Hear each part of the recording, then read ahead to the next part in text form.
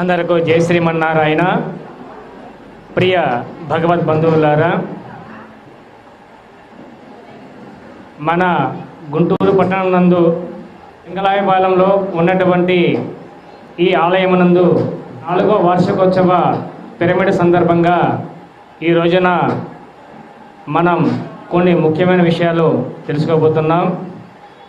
శ్రీ శ్రీ శ్రీ త్రిదండి రామానుజ చిన్నజీయర స్వామి వారి యొక్క మంగళాశాసన పర్యవేక్షణలో ఈరోజు లలిత గారి యొక్క ఆధ్వర్యంలో కాకినాడ నుంచి నాకు సందేశం అందగానే ఈ విషయాన్ని తెలియజేస్తూ మై వాయస్ ఆఫ్ వి కేశవాచార్యులు అమరావతి ఆంధ్రప్రదేశ్ అను మాట ద్వారా మనం కొన్ని ముఖ్యమైన ఘట్టాలు ఏంటంటే, మనకు అయోధ్య రామాలయం నిర్మించినందున ఎన్నో వందల సంవత్సరాలు, ఎన్నో వేల లక్షల నిమిషాల పాటు మన పెద్దవాళ్ళు పరితపించి కష్టపడి జీవించి అనేక ముఖ్యాంశాలతోటి అయోధ్య రామాలయాన్ని ఎప్పుడు నిర్మిద్దామా అనే అంశచేత అనేక అంశాలతో పాటుగా మనం అయోధ్య రామాలయాన్ని ఇప్పుడు చూస్తున్నాం. ఈ అయోధ్య మహానగరం గురించి 150 కోట్ల భారతీయుల తరపున నేను 2025వ సంవత్సరం మొదలుపెట్టిన దీక్ష 2030 వరకు కొనసాగుతుంది. ఇప్పుడు దీక్షలోనే ఉన్నాను. ఈ సందర్భం చేత అనేక ముఖ్యాంశాలతో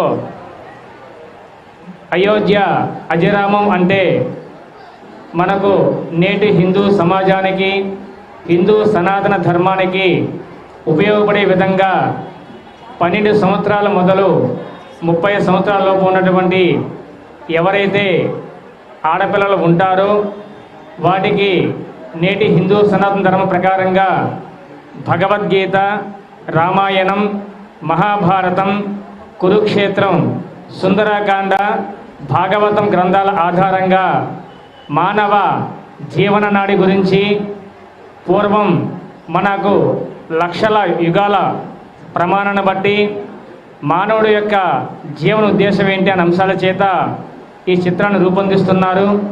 2030 నాటికి PM నరేంద్ర మోదీ గారి ఆధ్వర్యంలో అయోధ్య శతాబ్ది శ్రీరామ కళ్యాణ మహోత్సవం, అయోధ్య అజరామం చిత్రాన్ని మరియు వికసిత భారత్ అనే అంశాన్ని ఈ 3 ఒకే సంవత్సరం జరుగుతాయి. ఆ ఒకే సంవత్సరం జరిగే విధంగా మనం అందరం శ్రీకారం చుడదాం. ప్రతిరోజు కూడా మన పనులు ముగించుకున్న తర్వాత జై శ్రీరామ్ అని వాట్సాప్లో కామెంట్ పెట్టండి.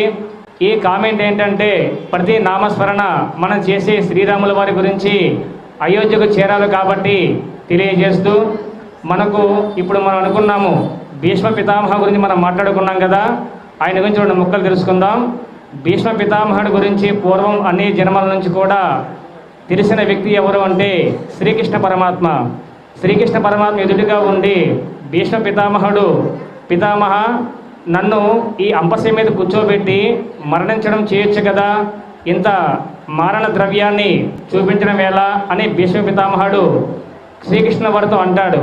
అప్పుడు శ్రీకృష్ణ వారు ఏం చెప్పారు అంటే, భీష్మ పితామహుడి గురించి, పితామహ ముందు 7 జన్మలు, ఆ తర్వాత 7 జన్మలు గుర్తున్నాయి, కానీ ఈ అంపసి ముళ్ళుతో ఉన్నటువంటి ఈ జన్మ ఎందుకు, పరమార్థం నన్ను కూడా తీసుకెళ్ళిపోవచ్చు కదా అనగానే శ్రీకృష్ణ పరమాత్మ చెప్తాడండి. ఏమని చెప్తారంటే, 14 జన్మల వరకు గుర్తుంది, 15వ జన్మ గుర్తురాని విషయం ఏంటంటే, ఒక వేదాశ్రమంలో సర్పము తిరుగుతుండగా అది తెలవక వారిని కాటు వేస్తుందో అనే భయంతో దూరంగా విసిరేయడం చేత ముళ్ళ కంచెల మీద పాడేయడం ద్వారా ఆ జీవం పరమాత్మని జ్ఞానం చేస్తూ ఆ పరమాత్మతో ఏమంటుందంటే, నన్ను కూడా చంపేది కదా స్వామి, ఈ మరణదండ ఎందుకు అని మాట్లాడి అలా హింసతో మరణం చెందింది.